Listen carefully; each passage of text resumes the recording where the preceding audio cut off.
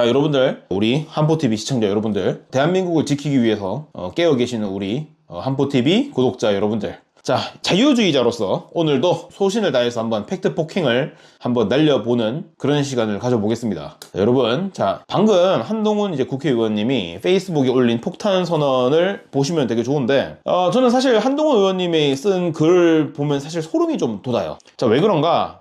드디어 올 게 왔다라는 생각이 들었어요. 왜냐면은 민주당과 이재명은요, 맨날 뱀처럼 막 교묘하게 막 움직이면서 그 숨은 음모를 잘 이렇게 드러내지는 않아요. 그런데 이제 한동훈이라는 이 거대한 현미경이 나타나니까 얘네들의 죄가 완전히 발각되었다 하는 그런 이제 카타르시스를 저도 느끼고 있죠. 지금 이재명 정권이 자, 뒤에서 어떤 짓을 벌이고 있습니까? 자, 민주당은 곧 있으면은 전당대회를 해요. 명청대전이라고 하죠. 지들끼리 지금 당권 한번 잡아보겠다고 집안 싸움을 벌이고 있는 이재명과 정청래의 명청대전이 현재 코앞까지 다가온 그런 상황입니다. 그러니까 지금 이재명 정권은요, 지금 그 전당대회에서 자신들의 그 약간 위대한 정치적 성과인 것처럼 이제 언론에다가 대대적으로 자랑하고 이렇게 숟가락질을 딱 이렇게 얹기 위해서 대한민국의 경제의 이 심장이자 대들보라고 할 수 있는 삼성전자와 하이닉스 총수들을 이제 청와대로 딱 정부 청사로 이렇게 줄줄이 불러들이고 있는 그런 상황이에요. 자, 그래서 이 사람들 불러가지고 뭐라고 하는 거냐면,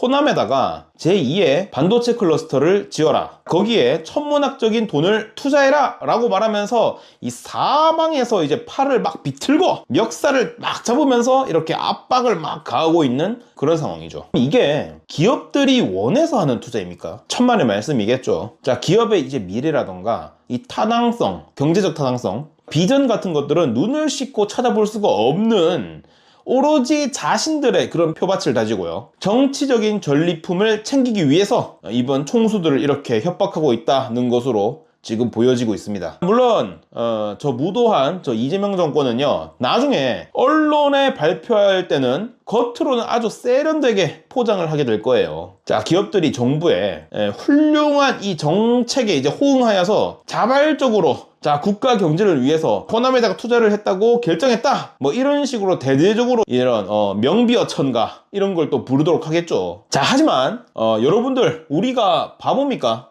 이게 대한민국의 권력이 이 대기업을 협박해가지고 돈을 뜯어내선 저 옛날에 군사정권 시절에 뭐 그런 뭐 쌍팔년도식 강압이랑 대체 뭐가 다르다는 거예요. 자, 과거에 우리 박근혜 정부를 무너뜨렸을 때 결정적 도화선이 됐던 사건이 무엇이었냐면 바로 미르재단이랑 K스포츠재단 사태였었어요. 자, 그때도 정부가 이 대기업들이 문화부흥과 스포츠 발전이라고 하는 좋은 취지에서 자발적으로 수억, 수십억 원의 기부금을 냈다, 이런 식으로 우겼습니다. 하지만 특검과 법원의 칼날 앞에서 드러난 진실은 무엇이었나요? 권력의 서슬퍼런 칼날이 무서워서 기업들이 눈물을 머금고 자기들이 원치 않은 돈을 상납했다는 거, 강제 수탈이었다는 거 드러나고 말았죠. 지금 이재명 정권이랑 삼성, SK를 향해서 벌이고 있는 이 제2의 반도체 클러스터 강요 행위가 그 미르재단 사태, 그리고 또 저는 과거 이재명 성남시장 시절 했었던 성남FC 사건이랑 거의 차이가 없다, 이렇게 말씀을 드리고 싶어요. 본질은 완벽하게 똑같아요. 이 권력을 무기로 삼은 이 민간 기업의 피 같은 돈을, 그러니까 이제 권력을 무기로 민간 기업의 이 피 같은 돈을 강탈해서 자신들의 이 정치적 쌈짓돈, 그리고 또 이제 정치적인 전당대회용 총알로 쓰겠다는 그런 추악한 야욕이라고 볼 수가 있는 거죠. 자, 그렇다면 여러분들, 지금 이재명 정권이 건드리고 있는 이 삼성전자랑 하이닉스가 대체 어떤 기업입니까? 그러니까 이제 그냥 총수 한두 명 있는 그런 구멍가게예요? 아니죠. 삼성전자랑 하이닉스는요, 대한민국 국민이라면 누구나 뭐 한 주, 두 주씩 피땀 흘려서 번 돈으로 직접 매수해서 보유하고 있는 대한민국 수백만 명의 개인 투자자, 일명 개미주주들이 진짜 주인인 바로 대표적인 상장 기업이에요. 무려 이제 500만 명이 넘는 대한민국 국민의 재산이 그 기업들의 주식이 다 녹아들어 있다는 거예요. 여기서 슬픈 사실은 저는 없어요. 저는 없습니다. 아무튼 뭐 이거는 anyway. 자, 근데 그뿐만 아니에요. 자, 국민연금이 이 두 회사가 가지고 있는 지분의 가치만 하더라도 지난달 기준 평가액으로 무려 260조에 달합니다. 자, 260조 원이에요. 자, 여러분들 이 돈이 대체 어떤 돈입니까? 자, 우리 부모님 세대가 평생을 일해서 쌓아 올린 노후 자금이라고 할 수 있고요. 지금 청년들이랑 우리 미래 세대가 앞으로 돌려받아야 될 생명줄 같은 대한민국 전체의 자산입니다. 그런데 오로지 당권이 급하고 전당대회 이 승리가 급한 이런 정치 권력자 한 사람의 이 계산기 때문에 기업의 미래 성장 동력도 없고 경제적인 비전도 없는 곳에서 이 천문학적인 돈을 강제로 쏟아붓게 만든다면 그 결과는 과연 어떻게 되겠습니까? 자, 기업의 경쟁력은 이제 바닥으로 추락하게 되겠죠. 주가는 곤두박질 치게 되겠죠. 결국은 그 막대한 손해랑 피해는 고스란히 500만 소액주주들한테 가게 될 거고, 우리 국민연금, 더 나아가서 대한민국 미래 세대 전체가 독박을 쓰게 되고 떠안게 되는 그런 상황에 놓여지게 됩니다. 권력이 무섭고 정부의 눈치를 볼 수밖에 없고 또 아쉬운 민원이 많은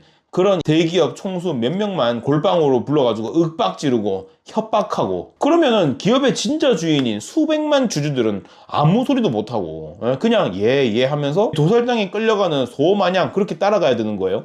자, 이게 이재명 정권이 말하는 공정이고 경제 민주화인가요? 참으로 이제 피가 거꾸로 솟는 그런 상황이다 라고 말씀드릴 수 있죠. 한동훈 의원님 페이스북에는 미르재단 이야기밖에 없지만 저는 성남FC랑도 평행 이론을 맞췄어요. 왜냐하면은 성남FC 같은 경우는 한동훈 의원님이 말한 그 미르재단이랑은 다르게 이재명 본인이 과거에 했던 행동이에요. 그래서 이재명 본인이 과거에 했던 거, 그 다음에 지금 하고 있는 제2반도체 클러스터, 이거랑 지금 평행한 이론으로 한번 같이 보자는 말씀을 한번 해보고 싶습니다. 이 미르재단 사태의 추악한 범죄 구조 같은 경우는 과거에 대통령 이재명이 성남시장 시절에 저질렀던 성남FC 사태와 판박이로 닮았다는 걸 한번 제가 설명을 해드릴게요. 세 가지예요. 첫 번째로 권력자가 기업의 아킬레스건을 딱 쥐고 비열하게 압박했다는 점이라고 할 수 있겠죠. 과거에 미르재단 사태 때, 그러니까 박근혜 청와대, 박근혜 정권이죠. 대기업 총수들을 독대로 다 불렀어요. 당시의 대기업들은 기업 총수들의 이 사면과 복권,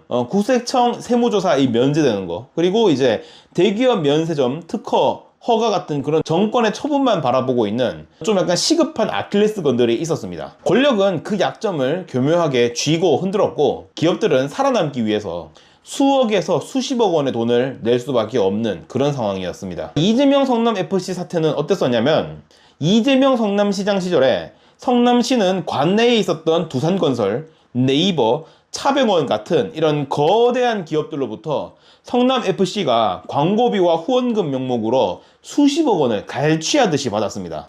이 기업들이 왜 성남FC에 뜬금없이 왜 큰 돈을 바치게 되었을까요?